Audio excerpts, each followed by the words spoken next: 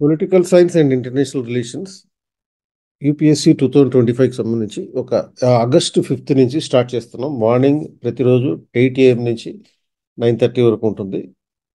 Orientation class will be on 5/8/2024.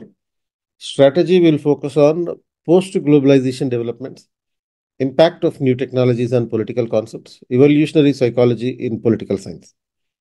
Focus will be on 300 plus marks. Venue beside Sanja Theatre, RTC Cross Road, Hyderabad. China even శ్రీలంకకు కూడా ఇచ్చింది. అలా మొత్తం ప్రపంచంలో 150 దేశాల వరకు చైనా నుంచి ఫైనాన్షియల్ సపోర్ట్ తీసుకుంటున్నాయి, ఇన్ఫ్రాస్ట్రక్చర్ డెవలప్మెంట్ చేస్తున్నాయి. ఇది ఒక రకమైన cooperation method. At the same time India కూడా అదే పనిచేస్తుంది. ఇండియా కూడా సుమారుగా ఒక 70 దేశాల వరకు 540 ప్రాజెక్టులు ఇంప్లిమెంట్ చేస్తుంది. 70 దేశాలు 540 ఏంటి? Developmental projects. సో డెవలప్మెంటల్ ప్రాజెక్ట్స్లో సపోజ్ ఆఫ్ఘనిస్తాన్ ఉంది. ఆఫ్ఘనిస్తాన్లో 5 ప్రాజెక్టులు ఇండియాకి సంబంధించినవి, ఇంక్లూడింగ్ ఆఫ్ఘనిస్తాన్లో ఉన్న పార్లమెంట్ బిల్డింగ్ కూడా ఇండియన్సే కట్టించారు. ఇప్పుడు ప్రజెంట్లీ ఈ తాలిబాన్ 2.0లో కూడా అక్కడ బ్యాంకులు నడిపించడానికి డిజిటల్ టెక్నాలజీ కావాలి. ఆ డిజిటల్ టెక్నాలజీకి సంబంధించిన ఎక్స్పర్ట్స్ అక్కడ లేరు. కాబట్టి గవర్నమెంట్ ఆఫ్ ఇండియా ఈ డిజిటల్ టెక్నాలజీ ఎక్స్పర్ట్స్ని ఆఫ్ఘనిస్తాన్కి పంపించి అక్కడ ఇవన్నీ ఏర్పాట్లు చేస్తుంది, ఈ ఫైనాన్షియల్ టెక్నాలజీ అరేంజ్మెంట్స్ చేస్తుంది. అంటే ఇది another example of the cooperation among the countries. అది అలాగే ఇండియా అవుట్ అనే పాలసీని మాల్దీవ్స్ వాళ్ళు ఫాలో అయినా ఇండియా మాత్రం వాళ్ళని వదలలేదు. ఎందుకంటే of course it's a strategic relation. మాల్దీవ్స్ని కనుక వదిలేస్తే చైనా వెళ్ళి వాళ్ళ దగ్గర ఉంటుంది, అండ్ అప్పుడు చైనాతోటి ఇబ్బంది ఇంకా పెరుగుతుంది ఇండియాకి. కాబట్టి వాళ్ళకి ఫైనాన్షియల్ సపోర్ట్ ఇచ్చారు.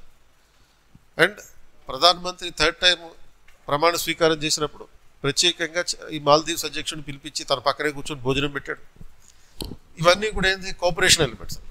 అంటే భోజనం పెట్టడం చిన్న విషయం కాదు, కానీ అంత రెస్పెక్ట్ ఇవ్వడం జరిగింది. గెట్ అవుట్ అన్నటువంటి ఒక వ్యక్తిని పిలిచి దగ్గర తీసి పక్కనే కూర్చోబెట్టుకుని వాళ్ళకి పైసలు ఇచ్చి పంపించారు. బడ్జెట్లో డబ్బులు కూడా సపరేట్గా దానికి $400 బిలియన్ బడ్జెట్ ఇచ్చి పంపించారు. అండ్ ఇంకోవైపు కాన్ఫ్లిక్ట్స్ నడుస్తుంటాయి. And this conflicts, regional conflicts may escalate into global conflicts. అంటే 2 దేశాల మధ్య కాన్ఫ్లిక్ట్ అనేది ఒక గ్లోబల్ కాన్ఫ్లిక్ట్గా పెరిగే అవకాశం కూడా ఉంటుంది. ఇప్పుడు ఇజ్రాయెల్ అండ్ పాలస్తీనా యుద్ధం అదొక ఎగ్జాంపుల్. ఇజ్రాయెల్ పాలస్తీనా మీద, హమాస్ మీద దాడి చేసింది. పాలస్తీనా మీద దాడి చేసినప్పుడు దానికి ఇరాన్ కౌంటర్ అటాక్ ఇస్తూ హూతీ టెర్రరిస్టులని ఇజ్రాయెల్ మీద ఎగదోస్తుంది. అలాగే Russia and Ukraine tensions, they are all dynamics of the international relations. ఈ డెవలప్మెంట్, బిజినెస్ ఇలాంటి ఒకవైపు ఉంటాయి, ఇంకోవైపు కాన్ఫ్లిక్ట్ ఉంటుంది, ఇంకోవైపు టెన్షన్స్ ఉంటాయి, ఇంకోవైపు డామినేషన్ ఉంటుంది. చైనా ఇండియా రిలేషన్ చూస్తే మనకి 3 కనపడుతుంది. ఇండియా చైనా మధ్య ఒకవైపు ఏమో పవర్ డైనమిక్స్ నడుస్తుంది. చైనా అరుణాచల్ ప్రదేశ్లో ఉన్న ప్లేసెస్ని తన పేర్లు పెట్టుకోవడం, ఇండియా టిబెట్లో ఉన్న ప్లేసెస్ని తన పేర్లు పెట్టుకోవడం. అండ్ గాల్వాన్ వ్యాలీలో ఇద్దరు చేతులతో కొట్లాడుకోవడం, ఎందుకంటే గాల్వాన్ రీజన్లో ఆయుధాలు ఉపయోగించకూడదు. సో ఆ సైనికులు ఈ సైనికులు చేతులతో కొట్లాడుకుంటారు, కర్రలతో కొట్లాడుకుంటారు. అది పవర్ డైనమిక్స్. కోఆపరేషన్ ఉంది, ఎందుకంటే ఈ 2 దేశాల మధ్య వరల్డ్లో ఎక్కువ వ్యాపారం జరిగేది ఈ 2 దేశాల మధ్యనే. 53% of Indian imports are imported from China only. మనం మొత్తం తెచ్చుకునే ఇంపోర్ట్స్ అన్నింటిలోనూ అన్ని దేశాల నుంచి ఒక 47% తెచ్చుకుంటే ఓన్లీ చైనా నుంచి 57% తెచ్చుకుంటున్నాం.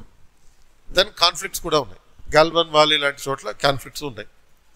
మొత్తం ఈ 3 రకాల డైనమిక్స్ చూపించేది ఇండియా చైనా రిలేషన్షిప్లో కనపడతాయి అన్నమాట. So that is the dimension and dynamics of international relations.